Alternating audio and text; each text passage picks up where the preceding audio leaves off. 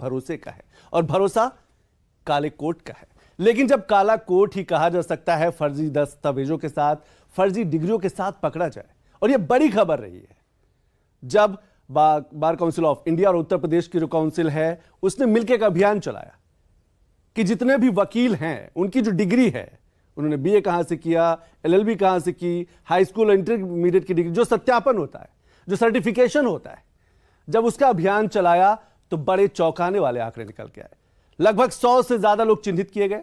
35 लोगों पर कहा जा सकता है सीधे तौर पर एफआईआर, उनके नाम भी दिए गए अलग अलग जिलों के, और ये सिर्फ उत्तर प्रदेश की हम बात कर रहे हैं। हालांकि ये जो आंकड़े निकल के आए, इससे जो बार काउंसिल ऑफ इंडिया है, उनके जो चेयरमैन, उनका साफ कहना है कि पूरे देश भर की अगर ऐसे स्क्रूटनी कराई जाए, जो वकील हैं, जो लॉयर हैं, तो लगभग 35 से 40% ऐसे लोग होंगे जो फर्जी दस्तावेजों के साथ वकालत कर रहे हैं। और सवाल वही भरोसा टूटने का है, सवाल उस काले कोट से उम्मीद का है, क्योंकि जिस तरीके के मामले निकल के आए वो कई तरीके के सवाल खड़े करते हैं। हमारे साथ 3 खास मेहमान जुड़ गए, उनका परिचय करते हैं। हमारे साथ संजय चड्ढा जी हैं, सुप्रीम कोर्ट के वरिष्ठ वकील हैं। संजय जी, दिल्ली से जुड़ने के लिए बहुत बहुत शुक्रिया। अपने ही रहे संजय सर, सवाल भरोसे का है, सवाल विश्वास का है, सवाल उस काले कोट का है जिसे एक आम आदमी, एक आम कहा जा सकता है कि कम पढ़ा लिखा आदमी, वो तो काला कोट देखेगा और कहेगा कि वकील साहब हैं, इनसे हमें अपना केस लड़वाना है। संजय जी, बिल्कुल सही आपने कहा। क्योंकि एक आम आदमी तो नहीं पूछेगा ना कि भैया आपके पास सर्टिफिकेट है, आपको प्रैक्टिस ऑफ सर्टिफिकेट मिला है कि नहीं मिला है। अमूमन यही होता है कि हम कोर्ट जाते हैं और कोर्ट में जो ड्रेस कोड है हम लोगों का, वो पहने हुए जितने भी सज्जन होते हैं उनको सबको हम लोग on the face of it lawyer समझते हैं और उनके साथ अपने डीलिंग करते हैं, केस डिस्कस करते हैं, कानूनी सलाह लेते हैं, कानून के हिसाब केसेस फाइल अगर कोई करने हैं तो उस तरह के केसेस फाइल करते हैं। निश्चित तौर पे ये एक बहुत बड़ा अपराध है। पहली बात, फैब्रिकेशन ऑफ डॉक्यूमेंट करके उन्होंने, जैसा अभी प्रशांत जी बता रहे थे, इन्होंने किस प्रकार से उन लोगों को पकड़ा और सुप्रीम कोर्ट और ऑनरेबल हाई कोर्ट्स ने ये निर्णय दिए हैं कि इन लोगों के खिलाफ एफआईआर होनी चाहिए और सख्त सख्त कार्रवाई होनी चाहिए। बिल्कुल संतोष जी उसी प्रकार से है जैसे कि एक अनपढ़ जाहिल व्यक्ति के द्वारा आप ऑपरेशन कराएं और उसको ये लगे कि ये डॉक्टर जो है वो डॉक्टर है, वो ये दर्शाए कि मैं डॉक्टर हूं, जिसने डॉक्टरी नहीं की है, और वो आपका ऑपरेशन कर दे।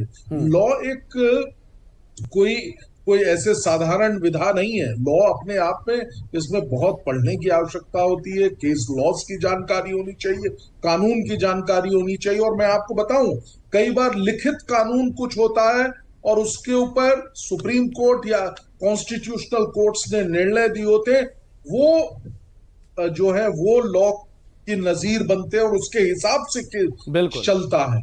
तो ये सारी चीजें ये कोई आसान चीज नहीं है कर लेना लॉ डिग्री और सीधे बैठ जाना। तो it is a specific, that is why we call it practice. So ये प्रैक्टिस होती है। संजय जी, अकेले यूपी का मामला नहीं, अगर अलग राज्यों में भी देखा जाए तो ऐसे बहुत से मामले निकल के आए। दिल्ली में देखा जाए तो संतोष जी एक बहुत अहम चीज, मैं तो सोच रहा था कि संतोष जी को तो इस मुद्दे से शुरू करना चाहिए था। एक ऐसा राज्य है जहां पे लॉ मिनिस्टर की लॉ की डिग्री फैब्रिकेटेड थी।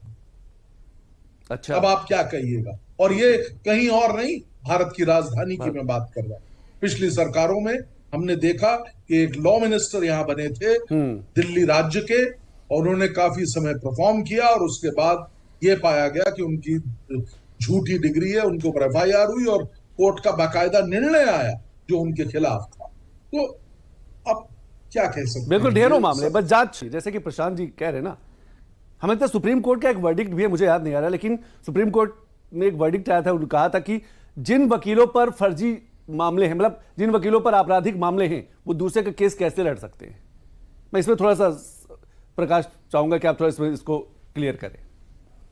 नहीं, आपने बिल्कुल सही कहा। ये कई मैटर्स में इस तरह की नजीर दी है सुप्रीम कोर्ट ने, और सुप्रीम कोर्ट ने बड़े स्पष्ट शब्दों में कहा है कि जब आप की सक्षमता पर प्रश्न है, आप कैसे करेंगे। और एक बात में और, अभी भाई साहब से आप पूछ रहे थे तो कि जो ऑलरेडी पेंडिंग मैटर्स हैं जहां पे एक ये पाया जाता है कि फैब्रिकेटेड डॉक्यूमेंट से वो वकील बने हैं, जाली डिग्री वाले वकील साहब बन गए थे, तो ऐसी परिस्थिति में दो चीजें हो सकती हैं। या तो वो व्यक्ति स्वतः जाएगा और एक अपने नए वकील को अपॉइंट करेगा, या फिर वैदिक सेवाएं हैं। हमारे यहाँ पे प्रोविजन है फ्री लीगल एड का, हर व्यक्ति को फ्री लीगल एड की व्यवस्था की गई है। वो जाके सरकारी खजाने से ये मांग कर सकता है। वहां पे एक स्पेशल खिड़की होती है, वहां जाइए और पूछिए कहीं मुझे फ्री लीगल एड चाहिए, और वो भी वकील मिल सकता है। वहां से आपको सही वकील मिलेगा जो डिग्री शुदा होगा। तो ये एक बहुत अहम सवाल है। मेरा ख्याल है कि न केवल सरकार बल्कि बार काउंसिल को देखना है, बल्कि हम सबको जागृत होके, क्योंकि ये हमारा इंस्टीट्यूशन है। अगर ये इंस्टीट्यूशन फेल होगा तो it is very very painful, I am telling.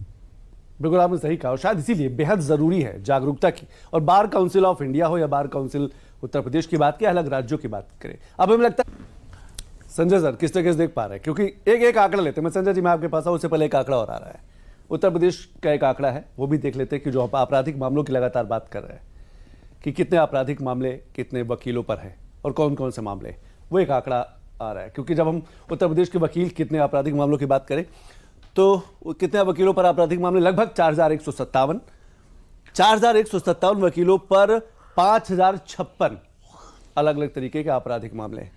कितने वकीलों पर 3 से अधिक मामले दर्ज हैं, 418। ये एक छोटा सा आंकड़ा, लेकिन सवाल संजय सर वही है कि इंस्टीट्यूशन पर प्रहार करना होगा। जो शिक्षण संस्थाएं हैं, जैसे कि श्याम बिहारी सर कह रहे हैं कि 2 कमरों में लॉ कॉलेज चल रहा था, 4 कमरों में लॉ कॉलेज चल रहा था, तो फर्जी डिग्रियां जो वहीं से निकल रही हैं, उस पर भी प्रहार करने की जरूरत है।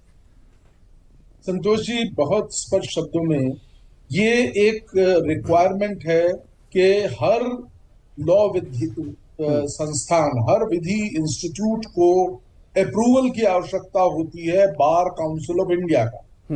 और तो उसके अप्रूवल के बिना तो कोई इंस्टीट्यूट खुल ही नहीं सकता। कोई भी इंस्टीट्यूट नहीं खुल सकता, चाहे वो 1 कमरा हो, चाहे आधा कमरा हो, तो बगैर कमरा हो, या 50 कमरे हो। कहने का बहुत स्पष्ट शब्दों में ये मायना है कि आपके बिल्डिंग का अप्रूवल अलग होता है, कोर्स का अलग होता है, लाइब्रेरी देखी जाती है, बैठने की सुविधा है कि नहीं है वो देखा जाता है, कैसी फैकल्टी है, किस तर्ज पे, क्योंकि अब तो कंप्यूटर भी मस्ट हो गया है कंप्यूटराइजेशन के बाद, और तमाम चीजें, मतलब कितने तो वो दिन अब बायगॉन्स आर बायगॉन्स है, वो चीजें पुरानी हैं। अगर ऐसा अभी भी पाया जाता है तो मुझे लगता है ये फेलियर फिर किसी और का नहीं, बार काउंसिल का है। बार काउंसिल की ये ड्यूटी है कि उसका निरीक्षण करे। निरीक्षण की फीस ली जाती है, इंस्टीट्यूट से लाखों रुपए की फीस ली जाती है। निरीक्षण करने के लिए पूरा एक जत्था जाता है, वो वहां पे कोई पार्टी करने थोड़ी जा रहे हैं, आप अपनी ड्यूटी नहीं कर रहे हैं। अगर एक भी ऐसी डिग्री और ऐसा इंस्टीट्यूट है जो 2 कमरों में चल रहा है तो ये फेलियर बार काउंसिल का, और बार काउंसिल को बहुत स्ट्रिक्टली इस चीज को फॉलो करना चाहिए। इससे स्पष्ट बात और क्या होगी। अब मुझे ऐसा लगता नहीं कि अब कोई 2 कमरे के विद्यालय या विधि इंस्टीट्यूट हो।